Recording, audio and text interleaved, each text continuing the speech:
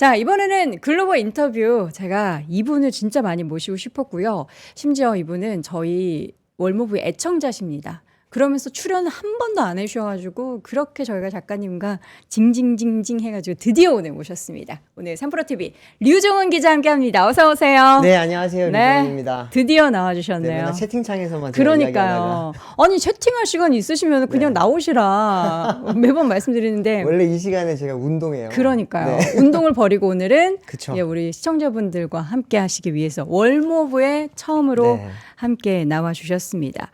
자, 오늘은요. 제가 집중적으로 이제 저희는 사실 다른 데서도 많이들 들어보셨겠지만 월모부에서는 자율주행 테슬라 얘기 할 때마다 항상 나오는 그 기술이 지금 어느 정도 수준까지 왔는지 관련 네. 산업은 어떻게 펼쳐지고 있는지 한 번도 이야기를 안 했었거든요. 그 얘기를 한번 집중적으로 풀어보도록 하죠. 알겠습니다. 최근 뭐 자율주행 관련한 이슈부터 뭐 하나 짚어볼까요? 그러면은 올해 같은 경우에는 이제 대표적인 트렌드가 이제 E2E가 완전히 대중화가 됐다라고 볼 수 있는 건데요. E2E, E2E가 엔드 투 엔드 방식이라고 하는 거죠. 네. 기존의 자율주행 같은 경우에는 이제 보면은 여러 가지 룰 네. 베이스를 통해서 네. 쉽게 말하면 엣지 케이스들 학습을 하고 어. 그 학습된 내용을 통해서 이제 그 상황에 맞게 차들이 이렇게 제어가 될 수 있게 만들어졌다면 그쵸. 테슬라 같은 경우에는 이제 V13부터 네. 이제 FSD 버전 13부터는 이제는 E2E가 적용이 됐습니다.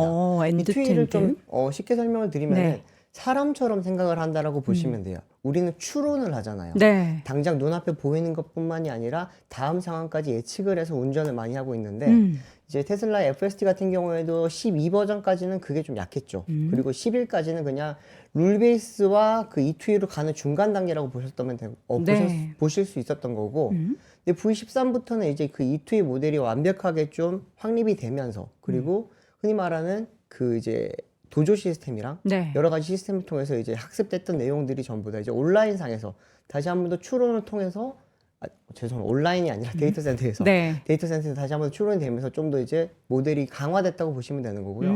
V14부터는 완전히 그냥 사람처럼 행동을 하고 생각을 하고 그렇게 하고 있어요. 그러니까 우리가 그냥 비전 방식으로 비전 방식으로 하는 자율주행의 한계들이 사실은 좀 많거든요. 예를 들면은 뭐 눈이 많이 오는 지역이라든지 네. 비가 많이 오는 지역이라든지 아니면 우리나라 4월 되면 황사가 끼잖아요. 네.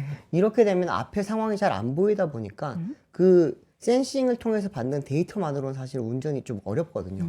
그런데 이제 V14부터는 그 부분에 대해서도 어떻게 대응을 해야 될지 좀 추론할 수 있는 능력이 많이 강화가 되면서 좀 약간 사람처럼 운전할 수 있는 능력들이 많이 강화됐다라고 볼 수 있고요. 지금이 이제 V14인 거죠? 네. 지금 V14는 올해 가을부터 배포가 됐었고 네. 한국에도 지금 11월 달에 V14 버전이 지금 들어와 있는 상태죠. 난리였잖아요. 네, 난리죠. 뭐 부산 우리가 맨날 이야기했잖아요. 부산에서 FSD가 이제 주행이 되면 인정하겠다고 했는데 부산이 좀 운전하기 힘든 대표적인 그렇죠. 동네니까. 네, 근데 부산에서 하잖아요, 이제. 실제로 지금 저희가 이전에도 명성님이 자료를 보여줬는데 정말 네. 많은 우리나라 유저분들이 자율주행 그 서비스를 이용하면서 실제 운전하는 걸 되게 많이 보여줬는데 제가 듣기로는 우리 류 기자님이 그걸 경험을 못 하셨다고. 한국에서 못했어요. 왜 안 시켜주시는 안 거예요? 되어주세요. 테슬라 관계자분들 그러시면 안 될 것 같은데. 아무래도 네. 이제 테슬라 관련해서 제가 그냥 좀 바른 소리를 많이 했거든요. 바른 소리 해야죠. 네, 이렇게 많은 분들이 항상 이제 긍정적인 이야기들을 많이 하시니까 저는 그럼 거기에 숨어 있는 또 다른 팩트들을 많이 말씀을 드리는 건데 발전을 위해서는 좀 네. 쓴소리도 좀 들을 필요가 있는데 그게 네, 좀 뭐 어쨌든 아쉽습니다. 연락이 안 되고 있고요. 네. 담당자분들. 근데 어쨌든 열린 보면 마음. 이제 한국에서도 네. 나왔던 걸 보시면은 진짜 놀라울 정도로 잘해요. 저도 사실은 테슬라에 대해서는 이야기를 할 때는 한 V11까지는 기술적으로 좀 많이 부족하다라고 저는 느꼈거든요. 저도 이제 그 전에 많은 자율주행차를 많이 타봤었고 그들이랑 비교를 했을 때 과연 테슬라의 능력이 뛰어나냐? 그렇지는 않았어요. 네. 근데 V12, V13 넘어가면서부터는 자율주행차로서의 갖춰야 될 면모들을 다 갖춰간다. 그렇게 느꼈고 14부터는 저는 이제 이 차는 진짜 자율주행차가 맞다고 생각을 하고 있고 실제로 지금 우리가 미국에서 돌아다니는 네. 테슬라의 로봇 택시들 그 차들은 FSD V14 버전이 지금 들어가 있습니다. 물론 거기는 아직까지는 슈퍼바이즈드라고 해서 사람들이 이제 감독형으로 그쵸. 들어가 있는 상황이긴 한데 그거는 아무래도 쉽지가 않을 거예요. 그건 이제 또 규제적인 측면 그리고 그리고 이제 테슬라가 지금 아직까지는 레벨 2 이상의 레벨을 지금 인정을 안 하고 있잖아요. 그 부분까지 다 연결을 해야 되다 보니까 아마 언슈퍼바이즈드는 배포가 생각보다는 좀 늦어질 수도 있을 거예요. 이게 사고가 났을 때 그쵸, 책임. 책임이 크거든요. 예전에 우버 사태처럼 네. 사고 한 번 나면은 거기에 대한 보상안 그리고 이미지 실추, 기술적인 부분에서 재검증까지 가야 되다 보니까 굉장히 좀 큰 타격이 있거든요. 네. 근데 테슬라 같은 경우에도 여전히 지금 뭐 능력으로 보면은 기술력으로 봤을 때는 레벨 4라고 당연히 볼 수 있을 상황인데도 불구하고 여전히 레벨 이야기를 하지 않는다는 건 그 부분에 대한 타격을 많이 우려를 하고 있다라고 볼 수밖에 없는 거죠. 그러니까 버전에 대해서 지금 뭐 10이다, 13이다, 14라고는 얘기하지만 우리가 항상 얘기하는 레벨에 대해서 이야기하지를 못한다라는 것에 있어서는 이게 규제적인 측면이 또 있기 때문에 조심스러운 거군요. 그렇죠. 네. 그러니까 미국도 지금 여전히 규제에 있어서는 책임 소재나 이런 것들은 완전하게 해결되기에는 뭐 가시성이 아직은 없는 네. 상황인 거죠. 여전히 지금 미국 시장에서 레벨 4로 돌아다니는 차들은 우리가 알고 있는 웨이모 그리고 이제 예전에 하다가 사라졌던 GM의 크루즈 이제는 안 하죠. 그리고 이제 아마존의 죽스 네. 그리고 현대차 모셔널 요 정도가 지금 레벨 4로서 지금 다니고 있는 상황이라고 보시면 됩니다. 근데 뭐 이 중에서 제대로 된 상용화된 서비스를 하는 곳은 사실상 웨이모밖에 없어요. 모셔널이랑 죽스 같은 경우에는 여전히 시범 서비스를 하고 있는 상태고 뭐 우리가 현대차 이야기를 할 때마다 모셔널을 빼놓을 수는 없는데 네. 죄송합니다. 아침이 네. 목이 잘 안 풀려요. 아, 힘드네요. 그렇죠. 예. 채팅할 때는 그러네요. 그렇죠. 네, 모셔널 같은 경우에는 이제 사실 뭐 이미 확보한 데이터가 수백만 킬로미터가 넘기는 하지만 네. 이게 뭔가 좀 상용화로 가려면 결국엔 비용적인 부분 그리고 사고에 대한 책임 이런 걸 다 여러 가지 연결을 해야 되는데 흔히 말하는 규모의 경제를 아직까지 못 만들고 있어요. 못 만들고 있다 보니까 여전히 돈을 벌 수 없는 상태고 또 이제 현대차 최근에 좀 많이 시끄러웠잖아요. 그러면서 기술적인 부분 그리고 파이낸싱에 대한 부분도 많이 지원을 못 받다 보니까 네. 한 2년 전에 좀 멈춰 있다고 보시면 될 것 같습니다. 2년 전에 멈춰서 그러니까 그 사이에 뭐 기술 개발이나 이런 건 하겠지만 네. 실질적으로 적용하지는 못하고 있는 상황이군요. 적용도 많이 못하고 있고 그리고 이제 기술도 그때부터 뭐 획기적으로 발전을 잘 못하고 있죠.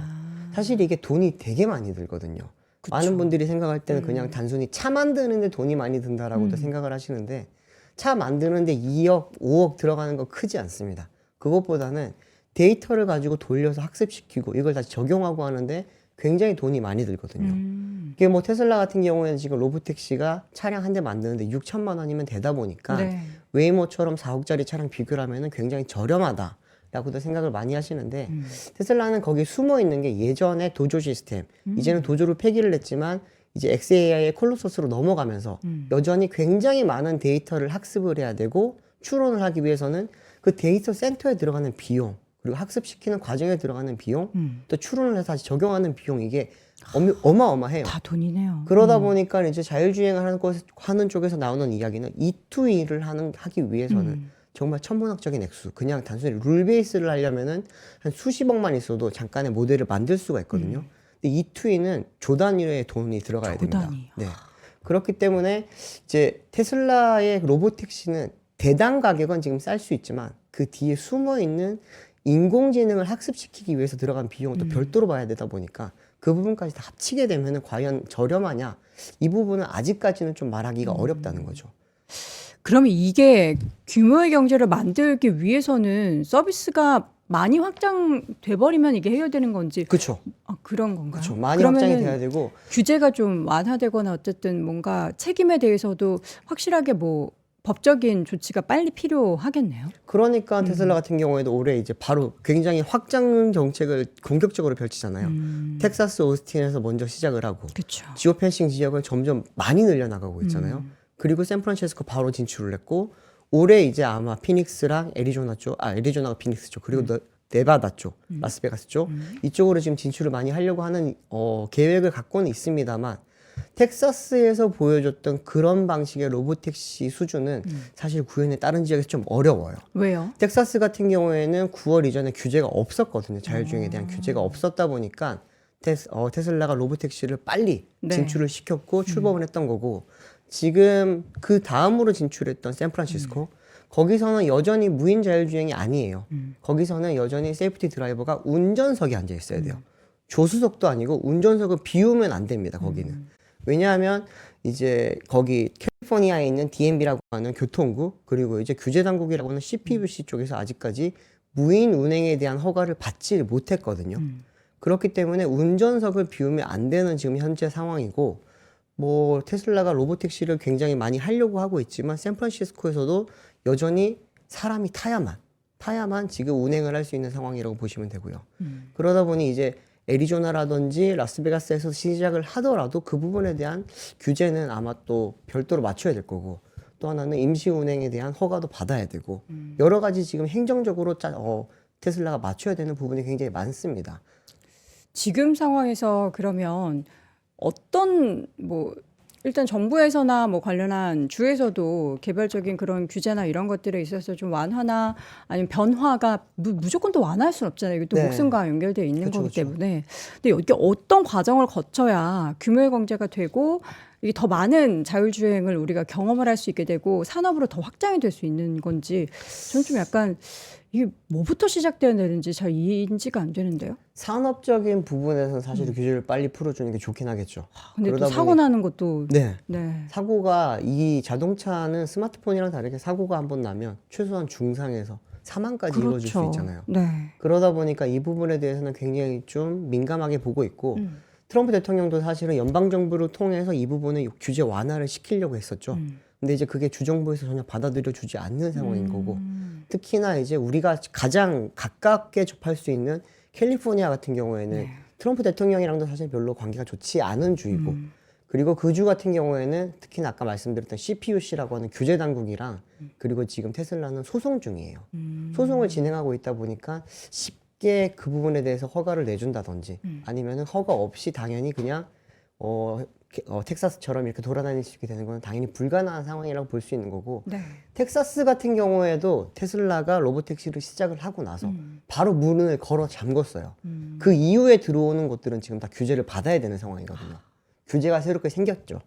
그렇기 때문에 이제 테슬라 같은 경우에는 그때 좀 급하게 많이 갑자기 시작하는 거 아니냐라고 이야기가 나왔던 이유도 그 규제가 시작하기 직전에 어쨌든 서비스를 출범을 해야 되다 보니까 그렇게 됐던 겁니다. 이 부분은 사실 기술적인 부분이랑 완전히 다른 이야기예요. 제가 테슬라 이야기를 하면은 많은 분들이 뭐 테슬라 예전에 못한다고 하더니 지금 왜 잘한다고 하냐 이런 이야기가 아니라 테슬라 같은 경우에는 V14, V11까지는 실제로 기술력이 자율주행이라고 하기에는 조금 부족했어요. 근데 12, 13, 14로 넘어가면서 이 투이가 본격적으로 좀 많이 적용이 되고, 그리고 데이터가 많이 쌓이고, 가상 공간에서 그런 데이터 학습이 굉장히 활발하게 이루어지면서 13, 14 넘어가면서 이제 기술력은 어느 정도 자율주행이라고 말할 수 있는 정도가 됐는데, 어쨌든 규제를 맞출 수 없다라는 부분은 여전히 테슬라가 풀어야 될 부분이고, 그렇다면 방법이 하나 있는 게, 테슬라 그러면 우리 그냥 로보택시만큼은 레벨 4라고 인정을 하고 거기에 대한 인증을 받고 그리고 이제 면허를 따서 웨이모처럼 이렇게 서비스를 하게 되면 가능합니다. 근데 아마 테슬라는 그 부분을 하지는 않을 거라고 저는 생각을 왜요? 하고 있어요. 리스크가 굉장히 크거든요. 우버 사태처럼 진짜 테슬라가 지금까지 갖고 왔었던 그 이미지 자체는 이제 첨단 하이테크의 끝판왕이잖아요, 사실. 그렇죠. 그런데 거기서 뭔가 사고가 났다? 지금까지는 다 운전자 책임으로 몰아왔기 때문에 소송을 하더라도 테슬라가 대부분 승소를 했던 거고, 우리가 이야기를 하지 않느냐. 우리는 이 부분을 자율주행이라고 하지 않고 항상 레벨 2 이상의 그냥 운전자 보조 시스템이고, 지금 쓰고 있는 FSD V14 버전 같은 경우에도 실내 카메라를 가리면 작동을 안 해요. 실내 카메라 역할은 운전자를 감시를 하는 거거든요. 네. 그렇기 때문에 여전히 이 부분은 자율주행이 아니라 에이다스다라고 하는 이야기가 있기 때문에 그런 명분으로서 지금 확장을 하는 거기 때문에 쉽지 않은 거죠. 근데 만약에 사이버 캡이 나온다. 그러면 그때는 테슬라도 뭔가 어떻게 할 수가 없을 겁니다. 스티어링 휠도 없고 네. 페달도 없는데 그쵸. 이 차를 레벨 2라고 이야기를 할 수는 없는 없죠. 거거든요. 그렇기 때문에 그 부분에 대해서는 이제 아마 레벨 4에 대한 이야기들을 좀 그때부터는 테슬라도 적극적으로 대응을 해야 될 거고요. 근데 테슬라 그 부분은 좀 많이 준비를 해 나가고 있는 것 같아요. 이제 기술적인 부분은 어느 정도 자신감에 많이 온 것 같고, 뭐 보험 같은 경우에는 자체적으로 많이 준비를 해왔었잖아요. 그런 부분까지 아무래도 좀 같이 대응을 하려고 준비를 한 것 같은 느낌입니다. 레벨 4라는 이야기를 하기 위한 인증을 하지 않는 데는 네. 테슬라 나름의 사정이 있는 거고 뭔가를 계속 지금 물밑에서 준비를 하고 있는 것 그렇겠죠. 같기는 한데, 근데 이제 우리 투자자분들이 제일 궁금해하는 건 이제 그 숫자 올라가는 게 네. 되게 의미 있다고 생각하잖아요. 드디어 테슬라가 레벨 4를 했다. 이러면 이제 엄청나게 그게 또 시장에 반향을 일으킬 거기 때문에. 근데 그럼 이 시기에 대해서는 우리가 좀 알기는 어렵겠네요. 시기를 알 수는 뭐 당장에 알긴 없겠지, 네. 알 수는 없겠지만 근데 짐작은 할 수 있겠죠. 어떻게요? 사이버캡이 출시하는 시점이 아마 레벨 4에 대해 언제죠? 준비를 해야겠죠. 이제 올해 내년 말 혹은 후년이잖아요. 그렇기 때문에 전 세계적으로 지금 27년을 자율주행이 굉장히 중요한 시기로 보고 있습니다. 네. 우리나라 같은 경우에도 27년부터 레벨 4 상용화를 준비를 하고 있고 중국 같은 경우에도 이제 올해부터 레벨 3를 많이 지금 많이 확장을 하고 있거든요. 제일 먼저 땄던 게 장안자동차. 장안자동차가 레벨 3 자율주행을 인증을 받았고 최근에 샤오펑도 이제 준비에 들어갔고요. 그렇기 때문에 이것도 보면 27년도부터는 아마 중국 같은 경우는 레벨 4에 대해서 많이 확장을 할 겁니다. 그렇게 되면 우리가 지금 디카스라고 부르는 건데 레벨 2 플러스. 레벨 2 플러스라는 용어를 저는 안 쓰면 좋겠는데 그 없는 용어거든요. 사실은 마케팅 용어이긴 한데 레벨 2 플러스에 해당하는 그 디카스라고 하는 거에 대한 규제는 점점 많이 강화가 될 거예요. 현재 디카스라는 게 뭐냐면은 레벨 2예요. 레벨 2인데 운전은 레벨 3, 레벨 4처럼 할 수 있는 차들입니다. 대표적인 게 테슬라 FSD 이런 건데 이게 기존의 레벨 2랑 뭐가 다르냐면 기존 레벨 2는 전방 주시도 해야 되고 스티어링 휠도 잡고 있어야 돼요. 근데 디카스라고 하는 그 기준에서는 둘 중에 하나만 하면 되게 돼 있거든요. 전방 주심만 하거나 핸들만 잡고 있거나. 핸들 잡고 다른 데는 네, 그것도 괜찮은 거예요. 근데 대부분의 업체들은 지금 전방 주시만을 네. 지금 하고 있죠. 왜냐하면 손을 떼야지만 이게 몸에 자유가 생기잖아요. 그래야지 자율이죠. 그쵸. 그러다 보니까 이제 웬만하면은 다른 건 다 안 해도 되는데, 운전 뺀 거 다른 건 다 해도 되는데, 전방 주시는 꼭 해라. 라고 하는 게 지금 최근 디카스에서 많이들 볼 수 있는 거고요. FSD도 그렇고, 우리가 최근에 이제 GM 캐딜락에서 가져온 슈퍼크루즈는 이미 미국에서 많이 쓰고 있는 거거든요. 그거 같은 경우에도 고속도로 위에서만큼은 거의 자율주행차처럼 움직여요. 근데 카톡도 제대로 못 쳐요. 잠깐 카톡 연결 확인하려고 딱 보잖아요. 이거를 좀 읽고 있으면 갑자기 앞에서 전방 주시하라고 워닝이 떠져요. 그리고 나서 그걸 무시하고 계속 보고 있으면 꺼져요. 기능이 자율주행이? 꺼져버리기 때문에. 네. 그럼 큰일 나죠. 그쵸. 사고 그러다 나죠. 보니까 이제 그걸 다시 활성화시키려면 차를 세웠다가 시동을 껐다가 다시 켜야지만 활성화가 돼요. 시동을 또 껐다 키게 네. 만드는 FSD도 계속해서 이제 워닝을 주다가 무시를 하면은 꺼버려요. 이번 시동 안에서는 FSD 다시 작동을 못 해요. 그만큼 운전의 운전 자동차에 있어서만큼 안전이 굉장히 중요하다 보니까 그런 부분이 굉장히 많이 강화하고 있는 거고 테슬라 같은 경우에도 지금 FSD V14까지 나왔음에도 네. 불구하고 레벨 2 이상의 이야기를 안 하잖아요. 이제 아예 레벨 이야기 안 하거든요. 근데 테슬라가 원하는 건 그거예요. 레벨은 중요하지가 않다. 빨리 많이 쓰게 하는 게 중요하고 거기서 나온 뭔가 데이터들로. 사고라든지 그렇죠.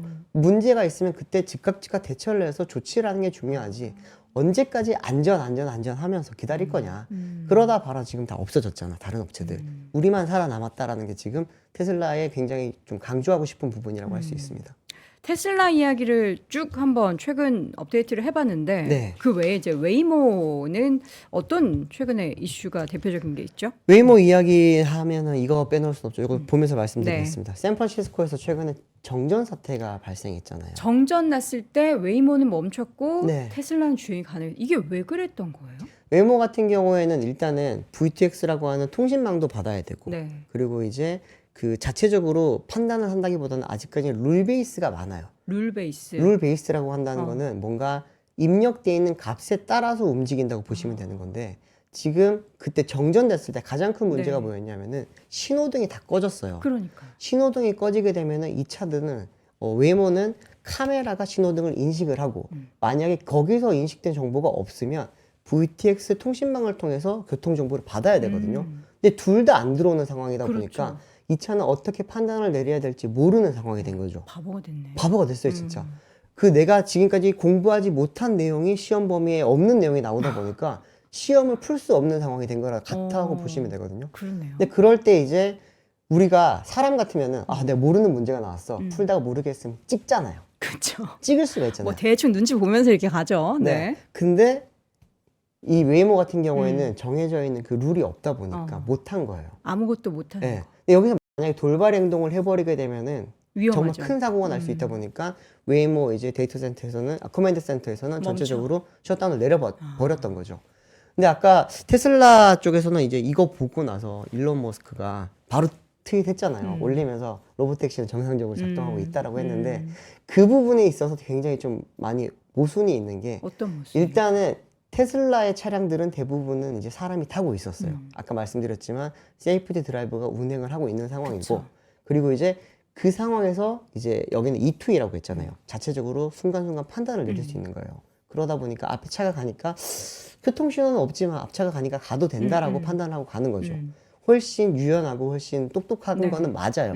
근데 이게 E2E 문제냐 아니면은 그냥 뭐 룰 베이스의 문제냐라고 보면 아직까지 뭐가 뛰어나다라고 보기보다는 이 상황에서 이 E2E만을 룰 베이스만을 따랐던 웨이모 같은 경우에는 굉장히 지금 뭐라 그럴까요? 한계가 명확하다는 걸 이번에 보여줬던 그러니까 거고. 지금 웨이모 안에는 그 감독이 없었던 거죠. 아무도 없어요. 사람이 웨이모는 없으니까 네. 판단을 아예 할 수가 없는 네. 거고 테슬라의 차량 안에는 감독이 있었던 거고 네. 감독관이 있었던 거고. 근데 이 부분에 대해서는 되게 예전부터 저도 그 룰 베이스의 한계라고 볼 수 있는 건데 엣지 케이스에 없는 상황은 얘네가 그 대응을 못 해요. 그렇죠. 그러다 보니까 지금 최근 같은 경우에는 웨이모도 E2E로 점점 전환을 시키고 있습니다.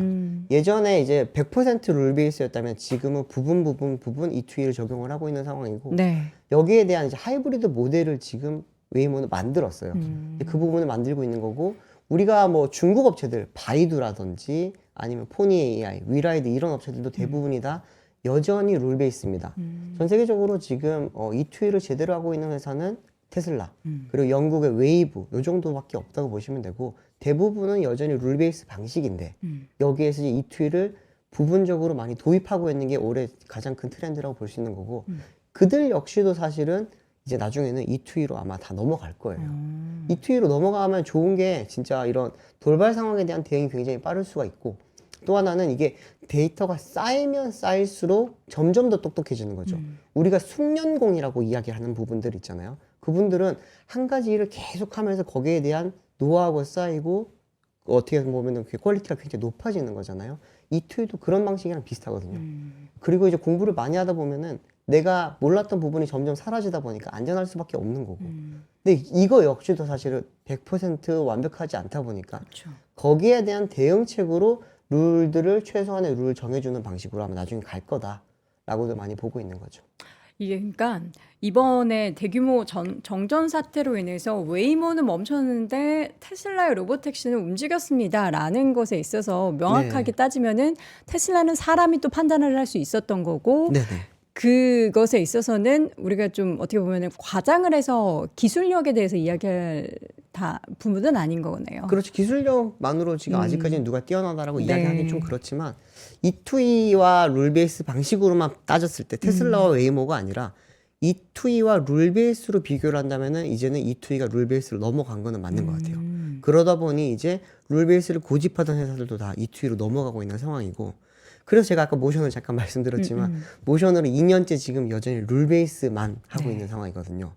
그렇기 때문에 E2E로 전환하기 위한 비용이 굉장히 많이 들어갈 거고 그 E2E 쪽에 있어서의 기술은 지금 테슬라가 1등인가요? 1등일 거예요. 1등일 거고 테슬라의 가장 큰 경쟁 상대는 아마 엔비디아가 되겠죠. 엔비디아가 최근에 이제 알파마요 R1이라고 하는 네. 오픈 소스를 공개를 했었거든요. 이 보면 이게 예전에 테슬라가 도조 때 보여줬던 모습이랑 되게 비슷해요. 가상 공간 안에서 이제 데이터를 넣으면 가상 공간 안에서 이 차량이 학습을 하고 그 학습된 내용을 가지고 다시 주행을 하고 거기서 발생한 내용을 또 다시 학습을 하고 이렇게 굉장히 자가 발전하는 식으로 가는 건데 예전에 도조가 그 방식을 통해서 그 이제 주행 데이터 숫자를 갑자기 수억 마일로 막 올렸었거든요. 네. 근데 되게 비슷한 방식인데 지금 테슬라는 클로즈드 소스죠. 자기들만 쓸 수 있게. 하지만 알파마요 R1은 오픈 소스예요. 그러다 보니까 만약에 원하는 회사가 있다. 예를 들면 현대차가 이거 원한다. 그럼 제공을 하고 현대차로부터 받는 정보를 다 쓰겠죠. 근데 이제 현대차만 쓸까요, 이거를? 지금 기존의 엔비디아랑 자율주행 쪽으로 협력을 하려고 했던 업체들이 거의 전 세계 완성차 업체들이 한 80% 넘었거든요. 그들이 다 채용을 하게 된다면 아마 테슬라 입장에서는 가장 큰 경쟁 상대는 뭐 웨이모나 뭐 다른 회사가 아니라 엔비디아가 될 수도 있는 상황이고 현재 또 웨이모 같은 경우에는 이제는 E2E를 부분 도입을 확장을 하고 있기 때문에 그 부분도 많이 좀 봐야 될 거고요.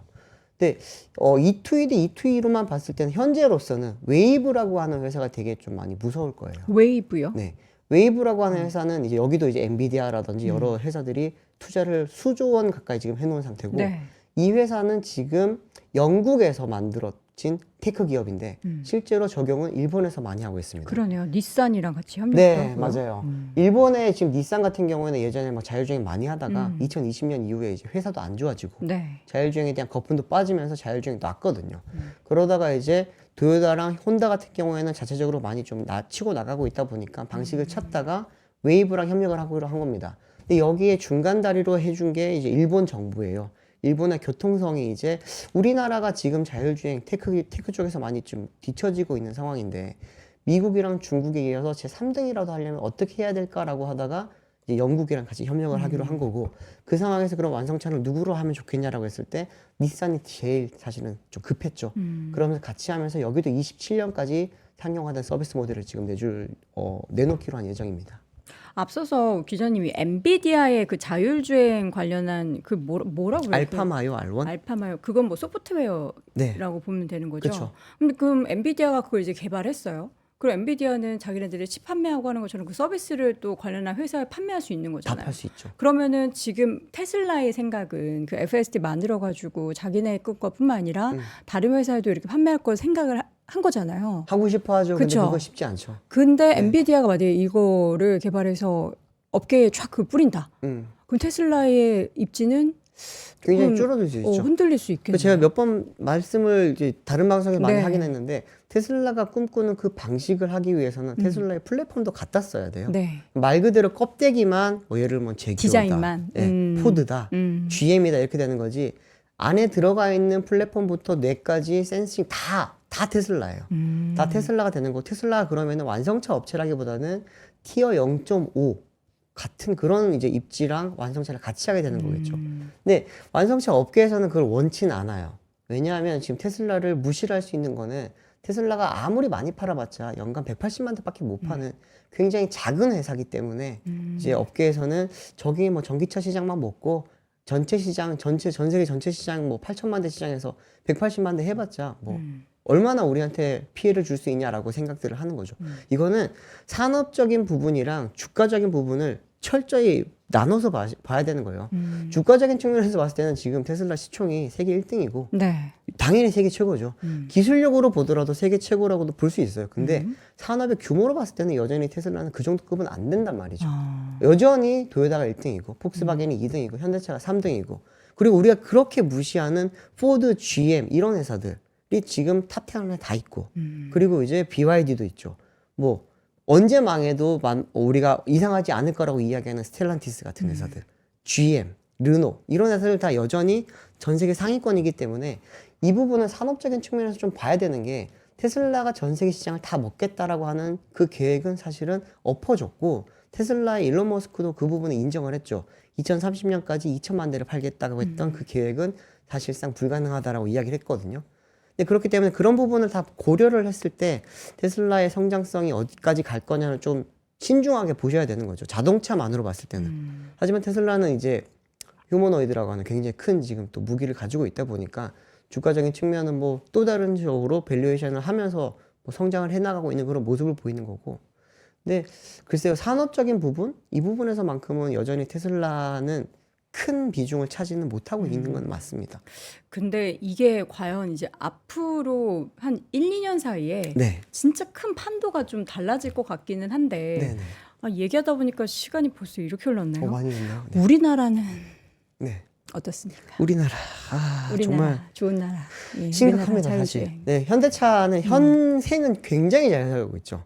지금 전기차도 나쁘지 않고 하이브리드 잘 팔리고 너무 잘하고 있고 이제 내년부터는 EREV랑 PHEV까지도 나오게 되면은 마그마는 네, EREV. 고성능. EREV가 아니에요. 마그마는 고성능 브랜드의 이름이에요. 아, EREV 시스템이 적용된 게 아니라고요? 네, 어, 현대 그래요? 전기차죠. 현재 아이오닉 5N, 6N에 들어갔던 기술이 그대로 들어간 제네시스 모델이 마그마라고 보시면 되는 거고 이제 마그마라고 하는 거는 뭐 AMG, BMW M 이런 것처럼 고성능 브랜드라고 보시면 됩니다. 현대차 같은 경우는 이제 올해가 아니죠. 내년이죠. 내년에 이제 제네시스 라인업에도 하이브리드 모델들 들어오죠. 그리고 EREV가 나온단 말이죠. 그렇게 되면 아마 판매량은 굉장히 많이 늘 겁니다. 네. 현생은 되게 잘 살고 있어요. 근데 미래라고 할 수 있는 부분은 결국에는 자율주행이나 SDV 관점이란 말이에요. 근데 이 부분에서 있어서만큼은 지금 현대차는 5년을 잃어버렸어요. 5년이나요? 네. 지금 과거에 이제 포티투더시라고 하는 회사와 이제 협력을 했었고 네. 또 이제 송창현 전 사장이 이제 이 포티투더 대표인데 현대차의 AVP라고 하는 미래차의 총괄을 맡고 있었단 말이에요. 근데 이제 최근에 회사를 떠났죠. 그러면서 그 부분이 떠나면서 회사에 처음에는 이제 굉장히 악재라고들 생각을 했어요. 네. 미래를 담당하는 사람이 떠났는데 어떡하냐라고 했지만 회사의 실무라든지 내부를 알고 있어서 사람들은 쾌재를 불렀습니다. 왜냐하면 5년 동안 막혀 있었던 그 이제 정체 구간이 뚫릴 수 있다고 이제 판단을 한 건데 네. 5년 동안 여러 가지를 시도를 했는데 결과물이 하나도 없었거든요, 사실은. 그러다 보니까 이제 현대차 자율주행 못한다. 뭐 하냐라고 했던 부분에 대한 사실 책임을 지고 있었던 사람이 떠난 거죠. 그러면서 이제 그러면 현대차가 그 책임을 져야 될 사람이 떠났으니까 이제는 뭐 무너질 거냐? 이게 아니고 지금까지 모아놨던 부분들을 하나로 묶어줄 수 있는 사람을 좀 찾고 있습니다. 국내에서뿐만이 아니라 해외에서도 석학들을 많이 찾아다니고 있고 우리가 이름만 들어도 알고 있는 피지컬 AI에 대한 굉장히 유명한 사람들 그분들을 지금 모셔오려고 준비를 하고 있는 상황이고 과연 가능할지는 몰라요. 그분들 데려오려면 연봉을 엄청 많이 줘야겠죠. 네. 정혜선 회장보다 더 많이 줘야 되다 보니까 그 부분은 쉽진 않을 수 있겠지만 어쨌든 노력을 하고 있는 상황이긴 하고 아마 2, 3년 내에 쇼부가 저는 날 거라고 봐요.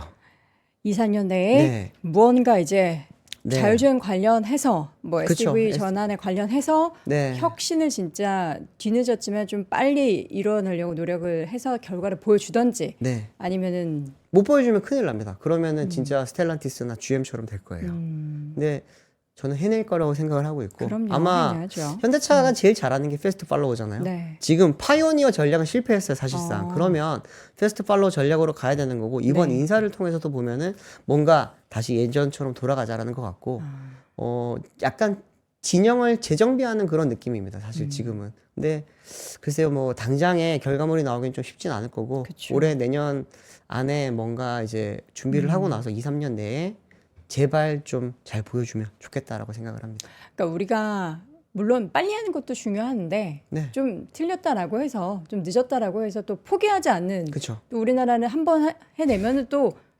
금방 또 해내잖아요. 잘하죠. 예, 네. 그거를 또 응원해야죠. 뭐 어떻게 해요? 뭐 네. 망했네. 우리나라의 아닙니다. 네. 현대차 뭐 자율주행 기술의 미래가 없네. 이렇게 얘기하기보다는 네. 어떻게 하는지 그 행보를 좀 지켜볼 필요도 있고 현대차도 내부적으로 그런 생각을 안 하지는 않을 거 아니에요. 많이 하고 있죠. 굉장히 네. 좀 난리 났다고 항상 보도가 되고는 있는데 부디 그 난리가 좋은 의미에 있어서 또 위기는 기회가 될 수 있으니까 한번 그 내용을 기다려 보도록 하겠습니다. 내년에는 자율주행 관련한 이야기들이 더 많이 나올 것 같아요. 훨씬 많이 나오겠죠. 예, 뭐 경쟁 얘기도 그렇고 관련 기술에 있어서도 그렇고 일단 뭐 우리 오늘 보니까 테슬라 관련한 이야기도 그렇고 진짜 많이 나올 것 같은데 뭐를 제일 기대하세요? 테슬라의 로보택시가 얼마나 확장할 수 있을지. 확장. 네, 지역적으로 확장을 많이 해야 될 네. 거고 또 하나는 이제 V15가 나오면은 얼마나 달라질까. 그게 그렇게 빨리 나와요? 14, 지금 15 네, 이렇게? 매년 나와요. 매년 나오고 있고 그 속도가 가속도로가 붙고 있어요. 그러다 보니까 이제 V15가 나오게 되면은 진짜 V14도 사람 같은데 네. 그럼 15는 사람보다 더 잘하지 않을까라고 하는 그런 부분 기대를 많이 하고 있고 네. 또 하나는 이제 웨이모 같은 경우에는 E2E로 얼만큼 많이 넘어갈 거냐. 이 부분은 웨이모뿐만이 아니라 중국 업체들도 다 똑같을 거예요. 네. 중국 업체들 같은 경우에는 이제 좀 약간 자신감을 보이고 있는 것 같은 게 L3라고 하는 부분을 안 썼거든요. L3? 레벨 3를 인증을 안 하고 있었어요. 네네. 지금까지. 디카스만으로도 충분하다. 우리는 그냥 로보택시 쪽에서만 레벨 4만 가자라고 했었는데 일반 양산차에 레벨 3가 지금 적용이 많이 되기 시작을 했습니다. 근데 그 부분이 만약에 해외로 나가기 시작한다면 좀 네. 많이 위협이 될 수 있겠죠. 근데 그게 당장은 이루어지긴 쉽지 않아요. 이제 뭐 레벨 3 같은 경우에는 중국에서 특화된 그런 맵이라든지 센싱 기술 그리고 통신 기술이 같이 들어가다 보니까 아마 유럽 쪽에 먼저 적용이 될 것 같거든요. 네. 유럽 쪽의 통신 기술망이랑 이제 여기 중국 쪽이 좀 많이 비슷한 쪽을 많이 쓰다 보니까 그런 부분에서 먼저 나가지 않을까라고 생각이 드는데 네. 글쎄요 뭐 지금까지 미국이 많이 핫했다면 올해부터는 유럽을 좀 많이 봐야 되지 않을까라고 저는 생각을 합니다. 유럽 시장에 네. 대해서 전기차라든지 자율주행이라든지 이런 측면에서 봤을 때 많이 막혀 있었던 정체됐던 부분들이 이제 규제도 조금 풀릴 거고 지원금도 많이 나올 거고 하면서 이제 유럽으로 지금 많은 업체들이 눈을 돌리고 있거든요. 미국은 이제 전기차가 막혔잖아요. 네. 전기차가 막혔기 때문에 거기서는 크게 볼 게 없다. 그리고 자율주행 측면에서 봤을 때는 지금 웨이모랑 테슬라가 너무 잘하다 보니까 비집고 들어갈 틈이 없는 거죠. 그러면 시장을 다른 시장에서 우리가 뭔가 주도권을 가져가는 곳은 유럽이라고 보고 많은 업체들이 지금 그곳으로 눈을 돌리고 있는 상황입니다. 유럽 우리가 딱 생각하면 유럽 여행 가보셨던 분들 아시겠지만 도로가 또 세상 너무 복잡하고 좁죠. 좁고 거기에서 자율주행이 가능하다라고 하면은 이건 뭐 네. 얘기 끝난 거죠. 미국은 뭐 워낙에 또 광활하고 도로가 막 이렇게 크게 뚫려 있다 네. 보니까. 근데 그러면은 이제 중국 업체가 유럽에서 엄청나게 공을 들이고 있을 텐데 있고 있죠. 그러면 여기를 비집고 들어갈 만한 브랜드는 뭐 테슬라인가요? 테슬라는 사실 어려워요. 테슬라는 지금도 이번 11월 판매량도 굉장히 많이 줄었거든요. 많이 줄었죠. 그런 걸 봤을 때 테슬라 같은 경우에는 우리가 지금 입고 있는 네. 모델 2라고 하는 그 작은 모델이 나와야 돼요. 그 저렴한 모델이 나와야지만 언제 팔릴 나와요? 거고. 그거 나온다. 올해 원래 나오는 거 아니었어요? 그쵸. 근데 아마 프로젝트 지금 폐기 이야기도 나오고 중단 이야기는 당연히 나오고 있고. 근데 그 말이 있죠. 사이버캡 기억하시잖아요. 네. 그 차 디자인이 되게 예뻤거든요. 네.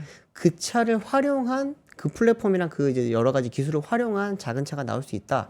거기에 뭐 스티어링 휠이랑 페달만 달면 사실 되다 보니까 네. 그런 차가 나오게 되면 좀 달라질 수 있는 거고 현대차가 저는 기대를 많이 하고 있죠. 현대기아 같은 경우에는 이제 내년부터 또 신모델 또 많이 나올 거고 특히나 이제 유럽 시장에서 생각보다 지금 하이브리드 인기가 되게 높거든요. 맞아요. 미국뿐만이 아니라 그러면은 이제 현대 같은 경우에도 모델 체인지가 되는 하이브리드 모델들을 이제 미국 말고 유럽에도 많이 내놓게 되면은 판매량이 좀 많이 늘지 않을까 저는 그렇게 생각을 합니다. 그러니까 일단 자동차 쪽에 있어서는 이제 네. 뭐 전기차가 됐든 그게 하이브리드가 됐던 그 점유율 싸움에 있어서는 이제 미국보다는 유럽 쪽에 있어서의 네. 경쟁이 누가 더 우위를 차지하게 될 것인가가 가장 큰 관건이 되겠고 자율주행 관련해서는 오늘 기술 얘기 나온 것 중에서 이제 엔드 투 엔드 기술을 얼마나 이제 웨이모 쪽에서도 확장할 그렇고 거냐. 더 확장이 네. 되느냐 그리고 테슬라는 지금 뭐 레벨 2 이야기에서 뭐 4 얘기 하진 않지만 그런 얘기가 이제 뭔가 스물스물 사이버캡 뭐 출시 이런 얘기하면서 가시권에 이제 들어서느냐 들어가겠죠. 마느냐가 내년에 네. 가장 주요한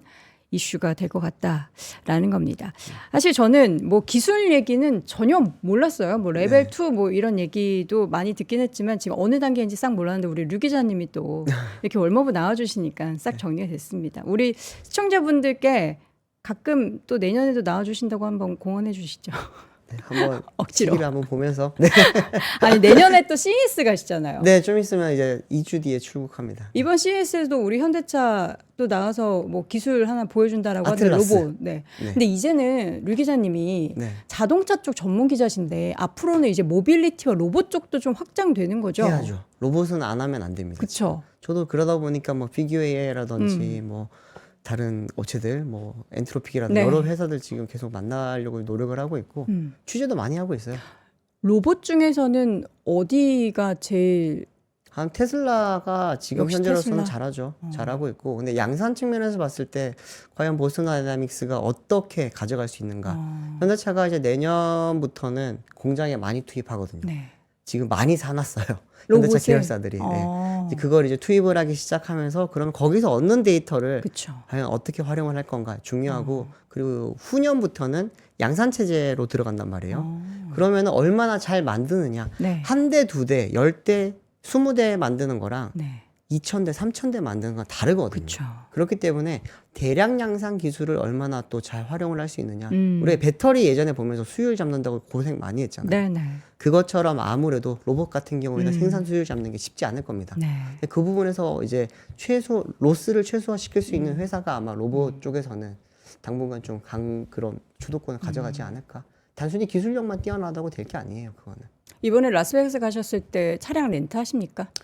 아닌 합니다. 네. 안 해요? 안 하고 아. 그냥 만약에 국내에서 테슬라에서 V14 경험 못하고 거기 가서 하시면은, 이번에 해보려고요. 예, 미국 네. 가서 예, 네. 경험을 꼭 해서 다음번에는 이제 실제로 경험을 한 내용을 이야기를 할 수 있었으면 좋겠습니다. 아니, 네. 우리 류 기자님이 진짜 자동차 쪽에서 말 한마디 하시면 영향력이 되게 커가지고 아무래도 이게 좀 그런 불가피한 부분들이 없지 않아 있긴 하네요. 그럼에도 불구하고 앞으로도 바른 이야기 네네. 많이 전해주시기 응원하도록 하겠습니다. 감사합니다. 오늘 글로벌 네. 인터뷰 자동차 쪽 특히 자율주행 관련한 이야기 쭉 풀어봤고요. 사브로TV 류종은 기자와 함께했습니다. 기자님 고맙습니다. 감사합니다. 자, 오늘도 월스트리트 모닝 브리핑 금요일 함께 했습니다. 와, 이거 진짜 덥네요. 여러분, 오늘 진짜 추우니까, 그리고 이 추위가 주말까지 이어진다라고 하니까요. 감기 걸리지 않게 조심하시고요. 과연 오늘 밤부터 또 다음 주까지 산타랠리가 있을지 없을지도 우리 한번 지켜보도록 하겠습니다. 저는 다음 주 월요일 오전 6시에 다시 돌아올게요. 여러분, 오늘도 고맙습니다.